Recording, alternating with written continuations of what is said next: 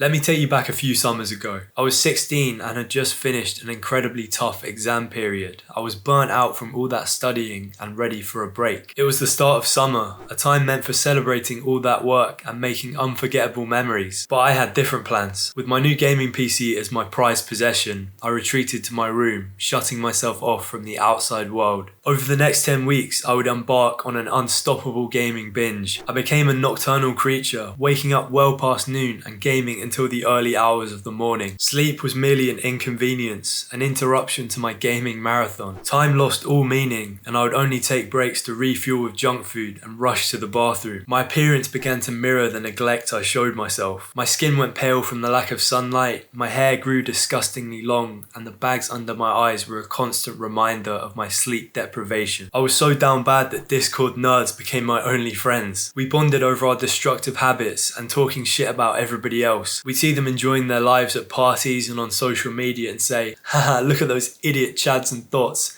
I bet their party is shit, whilst we sat in our crusty, dimly lit bedrooms. But the truth was, I didn't want to be in here. I desperately wanted to be out there, meeting new people, experiencing life, making memories. But my lack of confidence kept me trapped, imprisoned within the walls of my own room. So I haven't played video games in about 2 years now. But that's not to say I don't understand why someone would. I get it. When you're having a hard day at school, there's nothing more comforting than the idea of taking your mind off everything, relaxing and de-stressing for a few hours playing video games. I'm 21 years old right now, and I started playing games about age 6. That's basically 2/3 of my life in which I was a gamer. But for the last few years of that, I kind of had this nagging feeling that I could be doing something better. I think it was around the end of that summer when everyone I knew was going out, having fun, hooking up with girls, and I was stuck in my room playing Warframe. It kind of became something that I was embarrassed about, that I kind of wanted to hide. I started to become aware that video games weren't really improving my life. They were actually taking more away from me than they were giving me. My grades were all fucked up, I couldn't hold a woman's eye contact, I couldn't speak to someone I didn't know without stuttering, and I was confronted with the reality that a big part of that was because of this habit taking up all my time. So I quit, and to be honest, I've never really looked back. I've spent this long in the video being empathetic towards gamers. After all, I used to be one, but that doesn't change the fact that gamers are losers. And I think if you're still watching by now, you probably know that. You're not one of these people coping so fucking hard like I was. I used to be the guy coming up with all the excuses to rationalize this habit of playing games. Oh, the storytelling is really good. It improves my hand-eye coordination. Shut the fuck up. No, you understand that gaming is a habit rejected by basically all successful people because they know it adds nothing to their life. But if you're still on the fence, like a lot of people are, if you know it's bad for you,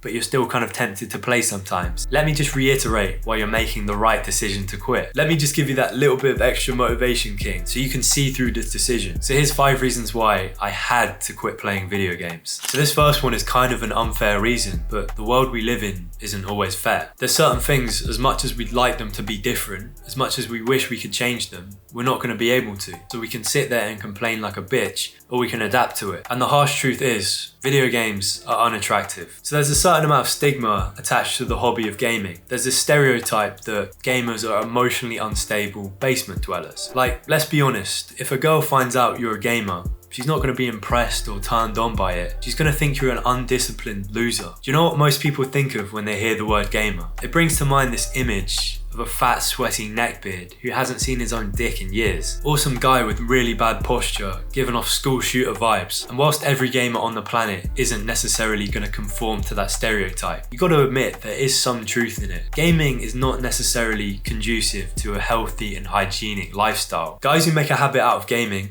are usually not moving as much, they're not putting in as much work into their appearance and their social skills because they're just not seeing as many people. They're not leaving the house as much. It's just like in the story I told you. I neglected my appearance for that whole summer. By the end of it, I was looking like Tom Hanks from Castaway. You might be thinking, why would I care about what anyone else thinks of me? Body positivity. Trust me, I wish the world was that kind, but I'm giving you the truth here. If you're overweight, if you look like you're not very well groomed, if you look like you smell bad, people are not going to treat you very well. That's just the superficial world we live in. Don't hate the player, hate the game. No pun intended. You might not believe me, but as soon as I stopped gaming, I immediately started doing better with girls. Yeah, it wasn't like every girl within a mile radius dropped her pants once she figured out I wasn't a gamer, but it's more about the mechanisms behind that. The individual who makes a commitment to stop the bad habits like gaming is usually also taking on good habits. fitness, meditation, making money. The bottom line is, he has self-respect. The self-respecting individual who looks better, who feels more comfortable in his own skin, who's on an upwards trajectory, is an interesting person to be around and someone that women are going to take notice of. Basically the opposite of the fat, undisciplined gamer. If you want a girlfriend, stop gaming. The second reason is, video games ruined my mental health. Now, video games weren't strictly the cause of my bad mental health, but they were a massive obstacle in the way of improving it. People have come to rely on video games as a form of escapism. Whenever I was having a bad day at school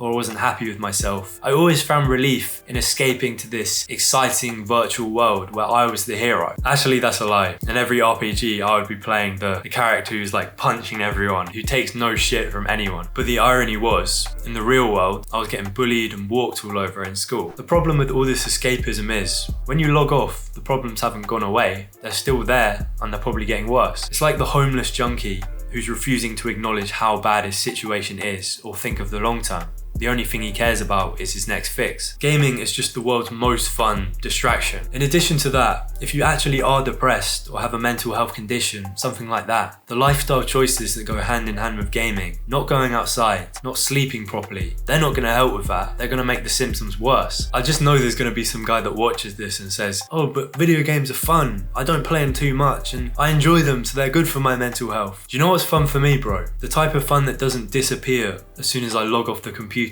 The type of fun that doesn't get replaced with a feeling of emptiness. I remember one of the first things I did after I quit gaming was exercise. After years of being a skinny little prick, I wanted to look good. So I started doing push-ups and sit-ups every morning. And after a week, I noticed that I had visible abs. Not a six-pack or anything, more like a four-pack, but this was incredible for me. It was the first time I'd actually been proud of the way I looked. And you know what the best thing was? They didn't disappear the next morning after I woke up. Every time I looked in the mirror, I was proud of that achievement because I earned it. And that's the thing with video games. You don't really earn anything. You leveled up your character, you unlocked a new helmet, a new cosmetic item. You didn't really earn it. You didn't work for it, but your brain still rewarded you with cheap dopamine. You might feel happy in the moment whilst you're playing the game, but it's not true happiness. It's temporary. It fades away, because true happiness is earned through discipline and hard work, not on Apex Legends. So hopefully all the little gamers have clicked off by now, because I don't really want them to hear this. This is where I start getting into the exclusive stuff, the really valuable information that's gonna actually have an impact on your life. And this reason kind of relates to my last point about the happiness you get from gaming being temporary. It disappears as soon as you log off the computer. Video games are a waste of time and energy. One of the things I really loved about gaming was that process of building and leveling up your character. Like in a game like Skyrim, where you start out as a level 1 and you're getting killed by all the basic enemies, but you progress to become this level 1000 god who's just murking every single enemy in the game. I found that very satisfying. To get to that point, I would easily invest 500 hours into a single character. I would just keep going and going and going. But what happens when you get bored of that?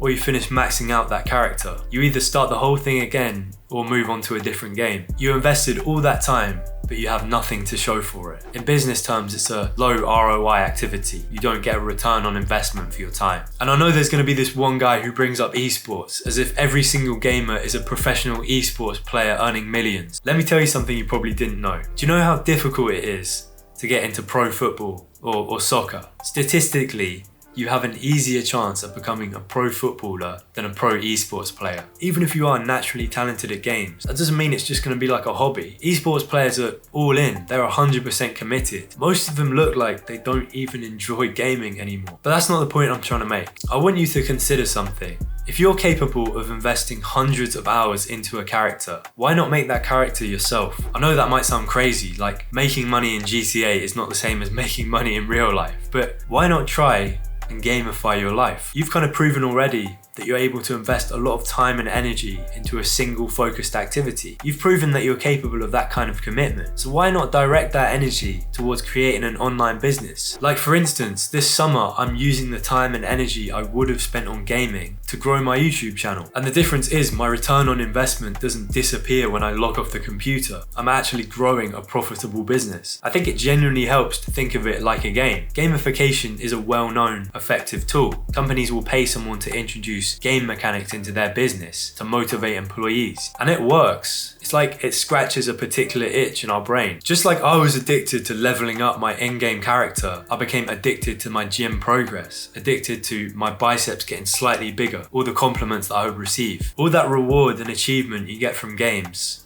can be found in real life. You just have to redirect your focus. So the fourth reason I quit games is because gamers are toxic. Again, this is somewhat of a generalization. I'm sure there are some gamers that exist who are lovely people, but you've got to admit they are the exception. It's in video game lobbies and Discord servers where I've seen the most depraved, unspeakable, racist things I've ever read in my life. But that's not really the point I'm trying to make. In that story I opened with, I talked about my Discord friends and how we bonded over our destructive habits, and would talk shit about people all the time, people who are living more exciting lives than we were. And obviously I hold myself accountable for that, like no one forced me to say those things. But I also think that environment kind of brought the worst out of me. I don't like to think of myself as that person. I'm not usually saying nasty things about people behind their back. Maybe the lesson is don't hang out with two-faced people in general. But you've got to admit, gamers are more prone to that emotional, toxic behavior. The irony is that it's so easy to just see through all of it, to see their insecurities.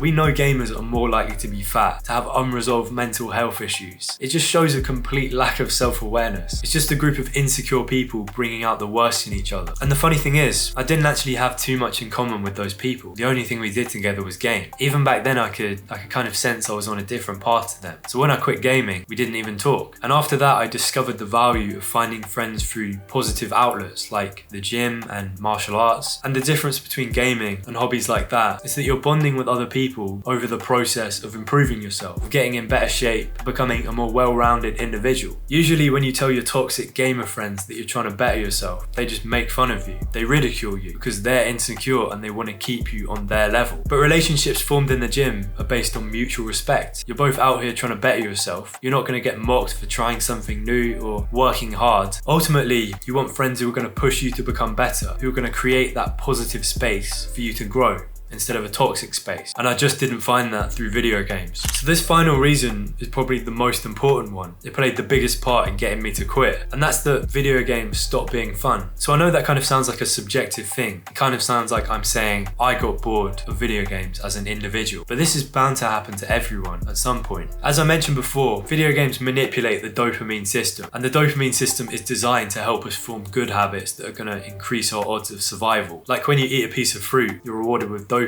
because you completed that activity that betters your chances of survival. But in the modern world, all this technology has your dopamine system working against you. Not only does it shorten the action required to get that dopamine, it's taking all the effort out of it, but it's also giving you completely unnatural amounts of it. Video games give you a crazy amount of dopamine. They're more exciting than anything you're going to find in nature, and you can acquire that dopamine with just a fraction of the effort. All I have to do to get that dopamine is sit in front of a screen and push a few buttons. This is why so many people around the world love video games. But your brain can't actually keep up with all that dopamine that's flooding in, and naturally it's going to react to that. The receptors in your brain that receive that dopamine are going to become desensitized. You're going to need to play games for longer to feel the same amount of satisfaction. It's like people who start smoking cigarettes. At first you only need one or two to get a buzz, but as it continues you need more and more to get that same feeling, until eventually you can't feel normal until you've smoked. I shouldn't need to explain to you that's how an addiction forms. What started off as something really exciting quickly fades away into just indifference. And what do you think gamers will usually do once they reach this point? They'll switch to another game. But you see, that's only a temporary solution to the problem. That keeps them engaged for a while,